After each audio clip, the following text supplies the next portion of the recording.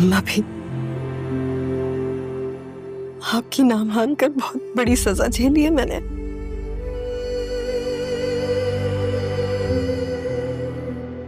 आपसे खुद को दूर किया और खुद से अपनी औलाद को। माफ कर दे मुझे, माफ कर दे मुझे।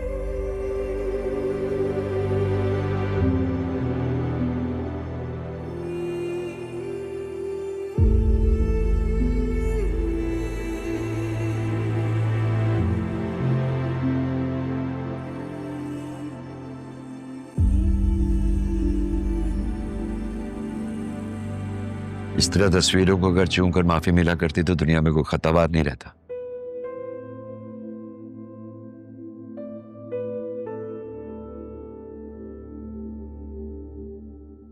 तुमसे मैंने कहा था कि जब तक ज़रियून यहां मौजूद है तुम खुद को ज़ैनब के पोर्शन तक महदूद रखो।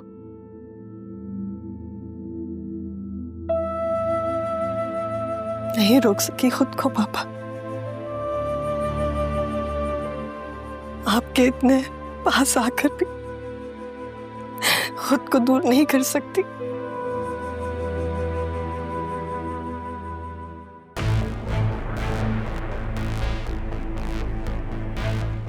तुमसे जितना कहा है उतना कहो। आसिया, क्या काम है? कुछ नहीं, देखने आई थी ये काम अपना ठीक से कर रही है या नहीं। अदील ने कहा था इस पे नजर रखूं क्योंकि इसकी अब ड्यूटी है ना यहाँ पे। तुम्हें इस तरफ ज्यादा ध्यान लगाने की जरूरत नहीं है। ये अपना काम बिल्कुल ठीक कर रही है। वो तो नजर आ रहा है, बड़ी मियां को शीशे में उतार रही है। आप जाइए, जब बुलाऊंगा तब आइएगा।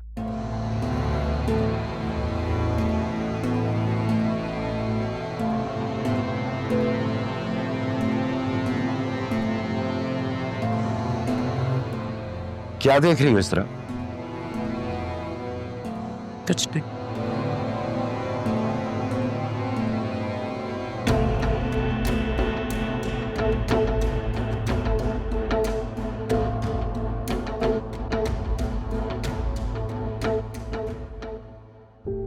क्या करूं?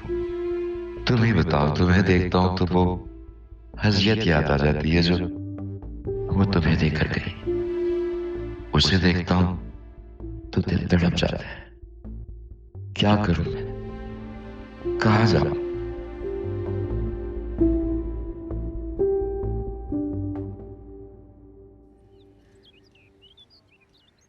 अरे एक सेकंड, कहाँ जा रही हैं आप? सैलून जा रही थी, मामा ने अपॉइंटमेंट रखी है। सैलून? ओह, क्यों जा रही है सैलून? आपको तो जरूरत ही नहीं जाने की। इतने अच्छे बाल, इतनी अच्छी स्किन। आपको मैं प्यारी लगती हूँ। हाँ, इतनी छोटी सी बेबी सी स्किन है आपकी। बेबी जैसी। You're so funny, sir. Well, I like it. अच्छा लगा आपके मुझसे। आप भी मुझे राह की तरह बतूल कह सकते हैं। मैं हर किसी को वो बोलता हूँ जो मेरा दिल करता। आपकी कज़न नहीं जा रही आपके साथ? सिर्फ ऑर्डर वगैरह में कोई इंटरेस्ट नहीं है। आपको है इंटरेस्ट? मुझे भी नहीं है, लेकिन मामा की वजह से जाना पड़ता है। मामा फोर्सफुली भेजती हैं। ऑलमोस्ट क्या बातें हो रही है? नहीं कुछ नहीं है, बता रही थी पार्लर जा रही हूँ। तंग तो नहीं करती तुम? अरे नहीं, शी सो स्वीट, इतना ख्याल रखती हैं, एंटरटेन रखती है हर वक्त मुझे।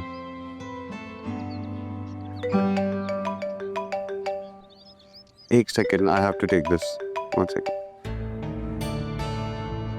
क्या कह रहा था? तो अभी बात स्टार्ट ही हुई थी कि आप आओगे। देखो, इस मौके को जाने मत देना, मैं तुम दोनों को साथ देखती हूँ। मामा अभी मुझे उसे समझ तो लेंगे। पता चले कि वो चाहता क्या है। मुझे भी थोड़ा वक्त चाहिए उसे समझने के लिए। तुम्हें मेरी बात समझ में क्यों नहीं आती? इससे पहले कि राहा इसे ले उड़े, समझो मैं क्या कहने की कोशिश कर रही हूँ। मम्मा हमारी हर कन्वर्सेशन में राहा क्यों बीच में आ जाती है? हद होती है मम्मा, सारा मूड खराब कर देती हैं आप।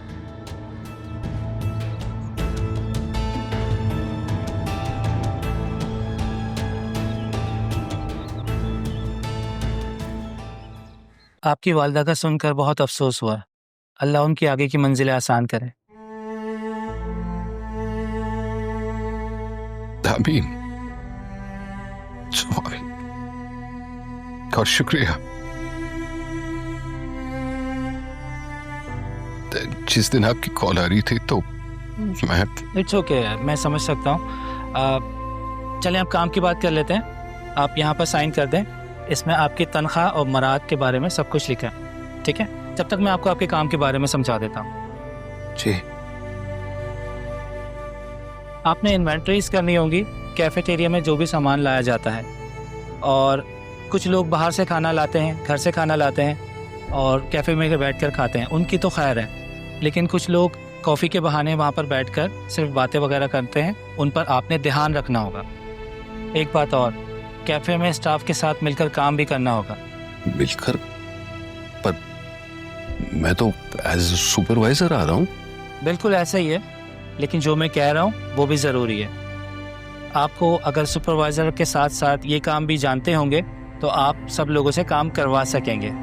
इससे स्टाफ पे प्रेशर भी बना रहेगा कि अगर वो चले भी जाते हैं तो उनके जाने से कोई फ़र्क नहीं पड़ता, ठीक है?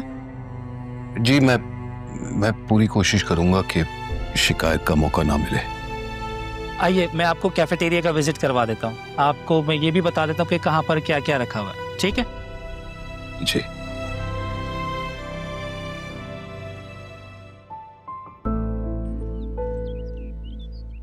अरे यार बात सुनना। भाईजान हेलो, आपसे बात कर रहा हूँ।